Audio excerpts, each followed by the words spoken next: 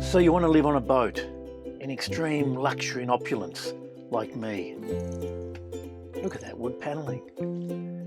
Okay, well, my boat might be the lower end of boating luxury. It's a 30-foot, 9-metre wooden boat, over 40 years old now.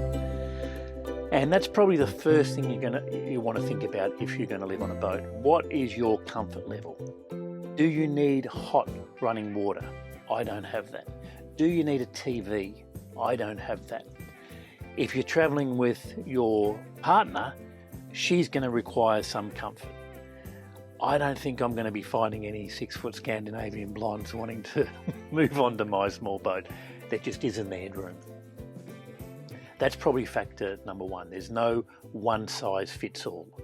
And if you've got the budget, that's probably the factor in deciding what you're going to get, what you can afford. I went at the bottom end of the scale. I saw this boat for sale. It was reasonably priced, and my idea was, let's buy it. It was on a marina, so I had access to showers and toilets. So it was basically at the start just a place to sleep, a cheap place to sleep. And I thought, look, I can also learn to sail, and I can flog it off after I've done that. Hasn't worked out that way. There was, in order to get the boat ready to leave the Clarence River and come up to the Gold Coast, there was a lot I had to learn because I was fixing it all myself. And there was a period of time where I would fix one thing and I'd find more things wrong, and the list wasn't getting any shorter. And that was thinking back on it, it was maybe one of the hardest times in my life. It was very difficult.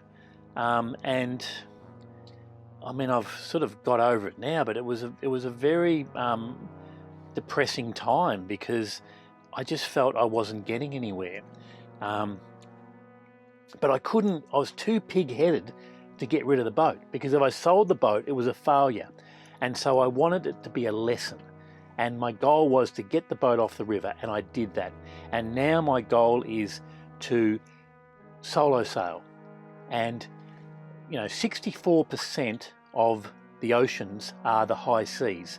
They're outside of any nation's jurisdiction. You can free to do what you want to do. I think that's why the Epstein class liked yachts. Anyway, we'll move away from that. And I think in this day and age, it's a very handy thing to be. I want to be able to hop on a boat and know that I can sail away if need be. I don't think it's a bad skill to have in this day and age. So you've decided you want to live on a boat. What's it all about? I think what I've sort of realized is that it's a series of firsts. The first time you pull the sails up, the first time you pull into a pontoon and tie on and tip your hat to the ladies and have a puff on your pipe. That's what it feels like sometimes when you do it really well.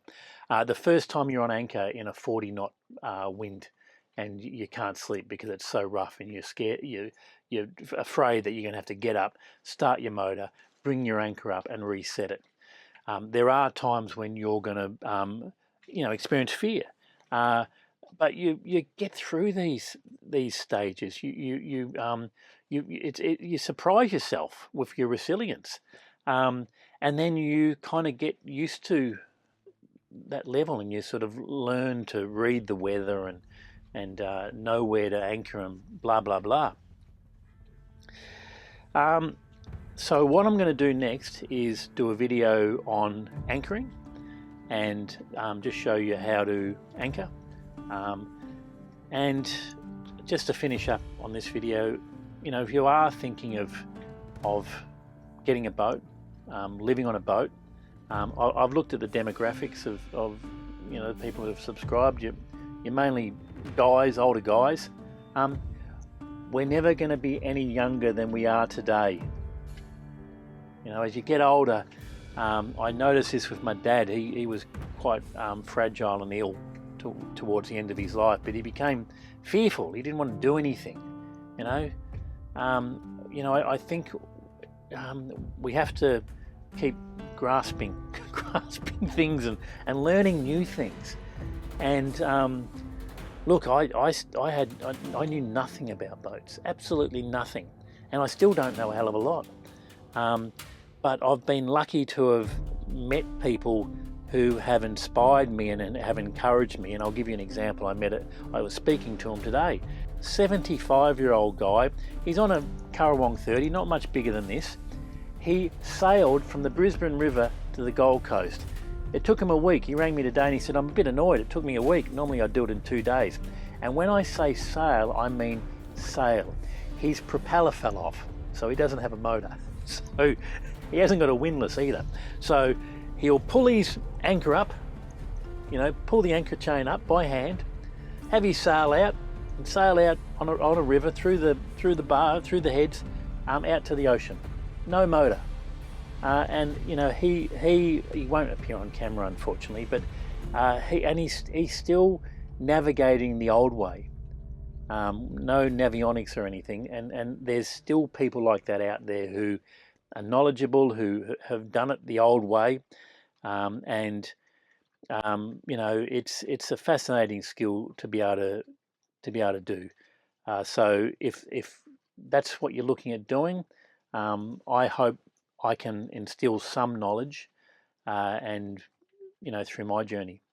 Because the next stage for me is, as I said, it's a series of firsts.